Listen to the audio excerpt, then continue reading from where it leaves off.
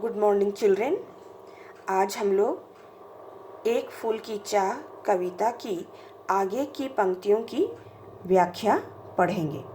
तो बच्चों, तुम लोग भी अपनी अपनी पुस्तक निकाल लो और ध्यान दो। आओ पढ़ते हैं। क्रमशः कंठ क्षीण हो आया, शिथिल हुए अवयव सारे, बैठा था नव नव उपाय को, कि चिंता में मैं मन मारे, जान सका ना प्रभात सजग से, हुई अलस कब दोपहरी, स्वर्ण घनों में कब रवि डूबा, कब आई संध्या गहरी। तो बच्चों, इन पंक्तियों का हम लोग अर्थ समझेंगे। तो क्रमशः मतलब शनय शनय या धीरे धीरे। क्षीण का क्या अर्थ हुआ? कमजोर। शिथिल ढीला।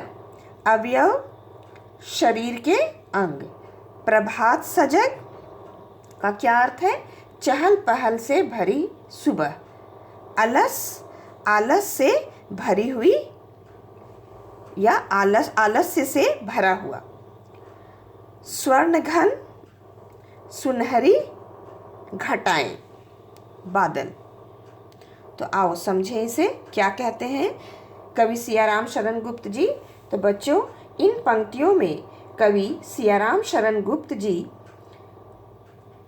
सुखिया के पिता के शब्दों में दर्द भरकर सुखिया की बीमारी का वर्णन कर रहे हैं। तो बच्चों, सुखिया के पिता कहते हैं कि महामारी के असर से सुखिया का गला सूखता जाता है। क्रमशः कंठ क्षीण हो आया, उसका कंठ सुखिया का एकदम क्षीण हो गया है, कमजोर हो गया है, तथा आवाज भी कमजोर हो गई है।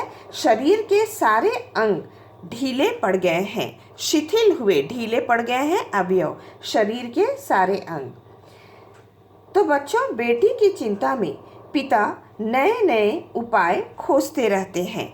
बैठा था नव नव उपाय की। क्यों नए नए उपाय खोजते हैं?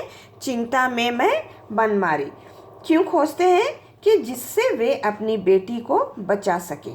वे चिंता में इतने खो जाते हैं बच्चों कि चहल पहल से भरी हुई सुबह कब आई और कब चली गई उन्हें पता ही नहीं चला। जान सका ना प्रभात सजग से, हुई अलस कब दोपहरी। आओ इसे समझें। इसका अर्थ क्या हुआ कि आलस्य से भरी हुई दोपहरी आ गई, कब उन्हें पता नहीं चला। कब सूरज की किरणें घने बादलों के बीच डूब गई और गहरी सांझ घिर आई। सांझ मतलब शाम, उन्हें पता ही नहीं चला। अर्थात बच्चों, पिता अत्यंत ही मानसिक रूप से परेशान है। स्वर्ण घनों में कब रवि डूबा। रवि मतलब सूरज। कब सूरज अस्त हो गया, कब शाम हो गई। सुखिया के पिता को कुछ भी इसका आभास न चल सका, क्योंकि वे बेटी की चिंता में डूबे हुए हैं। आओ आगे पढ़ें। सभी ओर दिखलाई दी बस अंधकार की ही छाया, छोटी सी बच्ची को ग्रसने कितना बड़ा तिमिर आया। ऊपर विस्तृत महाकाश में जलते से अंगारों से झुलसी सी जाती थी आंखें, जगमग जगते तारों से। आओ इसे समझें। अंधकार का अर्थ क्या हुआ? अंधेरा। ग्रसना मतलब निगल जाना। तिमिर अंधकार। विस्तृत फैला हुआ या फैलाकर। महाकाश मतलब खुला आसमान, बहुत बड़ा विस्तृत आसमान। झुलसी मतलब जली हुई। आओ देखें इस पंक्ति में क्या कहा जा रहा है बच्चों। तो इन पंक्तियों में कवि सियाराम शरण गुप्त जी भय से ग्रस्त डरे हुए पिता की मनोदशा का वर्णन किए हैं। सुखिया की बीमारी से निराश, गरीब, लाचार पिता को चारों ओर अंधकार ही अंधकार दिखाई दे रहा है बच्चों। सभी ओर दिखलाई दी बस अंधकार की ही छाया। वो इतने निराश हैं पिता कि उन्हें चारों ओर अंधकार ही अंधकार दिखाई दे रहा है। उन्हें ऐसा लगता है मानो महामारी के रूप में भयानक अंधेरा उनकी नन्ही सी बच्ची को निगलने चला आया हो।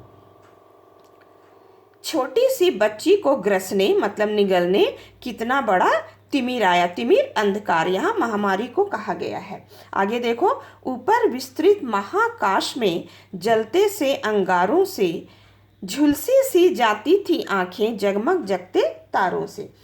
आओ इसे समझे। तो इन पंक्तियों में क्या कहा जा रहा है कि जैसे खुले आकाश से जलते हुए अंगारों के समान सितारे चमकते हैं, वैसे ही सुखिया की आंखें भी बुखार से जली जा रही थी। वह अत्यधिक बीमार थी बच्चों।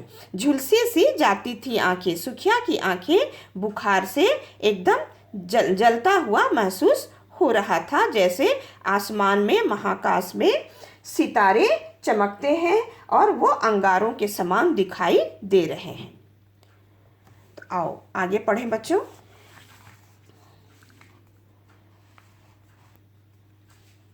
देख रहा था सुस्थिर हो, नहीं बैठती थी क्षण भर, हाय वही चुपचाप पड़ी थी अटल शांति सी धारण कर। सुनना वही चाहता था मैं, उसे स्वयं ही उकसा कर, मुझको देवी के प्रसाद का एक फूल ही दो लाकर। तो बच्चों इन पंक्तियों में कवि क्या कहना चाह रहे हैं? तो यहाँ शब्दार्थ देखो, सुस्थिर का क्या अर्थ हुआ? ठहरी हुई, एकदम स्थिर। अटल का क्या अर्थ हुआ? जिसे टाला न जा सके। तो आओ समझे। इन पंक्तियों में कवि सियाराम शरण गुप्त जी चिंताग्रस्त पिता का वर्णन किए हैं। तो कहते हैं, दुखी पिता कह रहे हैं बच्चों कि मेरी जो बच्ची पल भर भी स्थिर होकर नहीं बैठती थी, वही मेरी प्यारी सी बच्ची स्थिर होकर शांत मूर्ति की तरह चुपचाप बिस्तर पर पड़ी हुई है। नहीं बैठती थी क्षण भर भी, पल भर भी जो स्थिर नहीं बैठती थी बच्चों, हाय वही चुपचाप कैसे शांत मूर्ति की तरह बिस्तर पर पड़ी हुई है। आगे देखते हैं पिता क्या सुनना चाहते थे। तो पिता बेटी को प्रेरित कर, उकसा कर, मतलब उकसाना, प्रेरित करना, प्रेरित करके उसके मुख से पुनः वही वाक्य सुनना चाहते थे बच्चों कि सुखिया पुनः बोले उनसे कि मुझको देवी के प्रसाद का एक फूल ही दो लाकर, कि मुझे देवी का प्रसाद एक फूल के रूप में लाकर ही दो। पुनः वो वाक्य सुनना चाहते थे कि मेरी बेटी पुनः उठे और चंचलता से पुनः वो वाक्य दोहराए। तो बच्चों अभी हम लोग कंटिन्यू करेंगे नेक्स्ट वीडियो में। Thank you.